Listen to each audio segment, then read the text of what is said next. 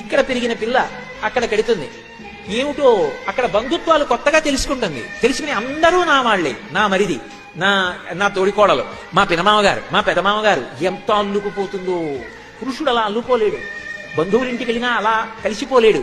ఆడపిల్ల ఎంత తేలికగా, ఏదో బాతు నీళ్లలో వదిలేస్తే ఈ దేశినంత తేలికగా అత్తవారింట్లో ఉంచేసుకుంటుంది. అలా ఉంచేసుకుని ఆమె పడే బాధల్లా ఒక్కటే, నేనంత ప్రేమగా చూస్తాను వాళ్ళని, నన్ను అలా ఎందుకు చూడరు అంటుంది. ఎంత బేలతనం నిజంగా ఆడపిల్లది అనిపిస్తుంది. అదే ఎంత ఐశ్వర్యం ఉన్న ఇంటిని మెట్టనివ్వండి, ఇది నాది అని చెప్పడానికి అధికారం పొందింది.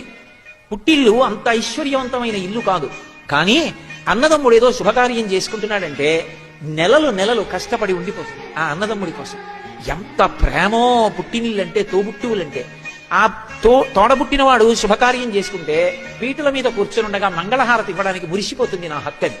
పీటల మీద కూర్చుంటే ఏమిటో వెనకాతల కూర్చుని ఆ బొగ్గం చొక్క పెట్టి, ఆ జుట్టు సరిచేసి, ఆ పంచె సరిచేసి, ఏమిటో అది తనకి జన్మలో పొందిన గొప్ప అనుగ్రహం అనుకుంటుంది, ఈశ్వరుడు ఇచ్చిన భాగ్యం అనుకుంటుంది. ఆ మంగళహారతి ఇచ్చినప్పుడు పళ్ళెల్లో 100 రూపాయలు వేస్తే ఆమెకి కోట్లు ఉన్నాయి భర్తకి. ఈ 100 రూపాయలు పగిలంగా పట్టుకెళ్ళి మా అన్నయ్య ఇచ్చాడు, మా అన్నయ్య ఇచ్చాడు, మా అన్నయ్య ఇచ్చాడని దాచుకుంటుంది. ఓ 100 రూపాయలు నేత చీర పెడితే ఆ చీర కట్టుకుని మా అన్నయ్య ఇచ్చిన చీర, మా అన్నయ్య ఇచ్చిన చీర అంటుంది. ఆడపిల్ల హృదయానికి ఉన్న సౌకుమార్యం నిజానికి పురుషుడికి ఎక్కడుంది?